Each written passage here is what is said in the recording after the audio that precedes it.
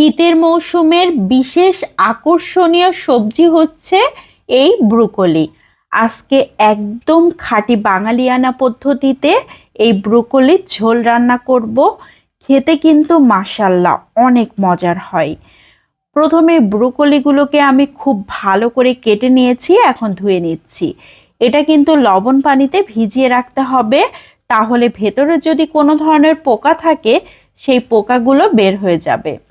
তো আমি খুব ভালো করে ধুয়ে এখন লবণ পানিতে ভিজিয়ে রেখেছি। দুইটা তেলাপিয়া মাছ নিয়ে নিয়েছি, মাছ দুটাকে ছোট ছোট করে কেটে নিচ্ছি। তবে তেলাপিয়া মাছের বদলে যে কোনো মাছই ব্যবহার করা যাবে, হাতের কাছে যে মাছ থাকবে সেটা দিয়ে রান্না করা যাবে। আমার হাতের কাছে তেলাপিয়া ছিল, সেটা দিয়ে আমি আজকে রান্না করব। চুলাতে একটা প্যান বসিয়ে সেখানে 3 টেবিল চামচের মতো সয়াবিন তেল দিয়ে দিচ্ছি। লবণ হলুদ মাখানো তেলাপিয়া মাছগুলোকে দিয়ে নিচ্ছি। মাছগুলোকে খুব ভালো করে ভেজে নিতে হবে।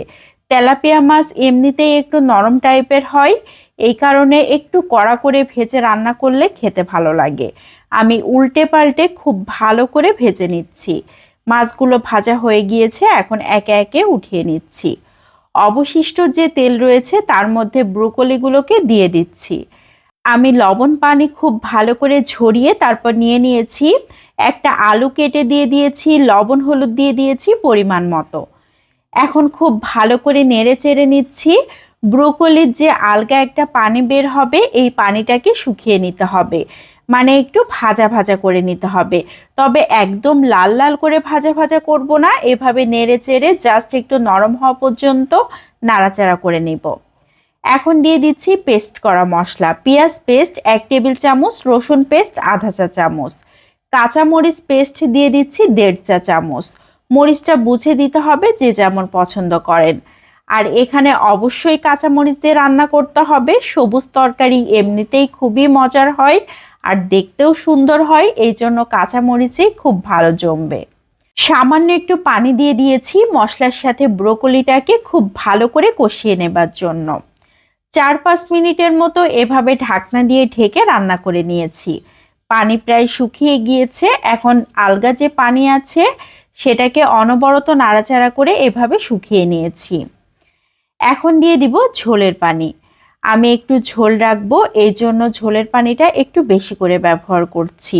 সব মিলিয়ে আমি 1.5 কাপের মতো পানি ব্যবহার করেছি। তবে এই তরকারিতে একটু ঝোল রাখলেই খেতে ভালো লাগবে। খুব ভালো করে নেড়েচেড়ে সব কিছু মিশিয়ে এখন দিয়ে দিচ্ছি সেই ভেজে রাখা মাছগুলোকে। মাছগুলো দেবার পর আবারও নেড়েচেড়ে তরকারির সাথে মিশিয়ে দিতে হবে। তরকারির ভেতরে মাছগুলোকে ঢুকিয়ে দিতে হবে এভাবে নেড়েচেড়ে। তারপর আবারও ঢাকনা দিয়ে ঢেকে বেশ কয়েক মিনিট জাল করে নিতে হবে।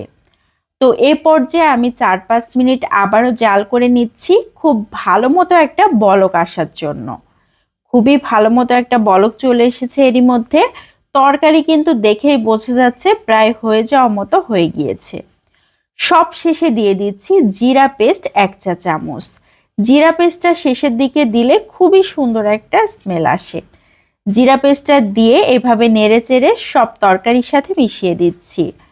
এখন ঢাকনা দিয়ে ঢেকে আবারও 2-3 মিনিট জাল করে নিব, তাহলে জিরার সুন্দর সেন্টটা পুরো তরকারির সাথে মিশে যাবে। এ পর্যায়ে কিন্তু তরকারি একদম রেডি হয়ে গিয়েছে। ঝোলটা কেউ চাইলে আরেকটু বাড়িয়ে রাখতে পারেন।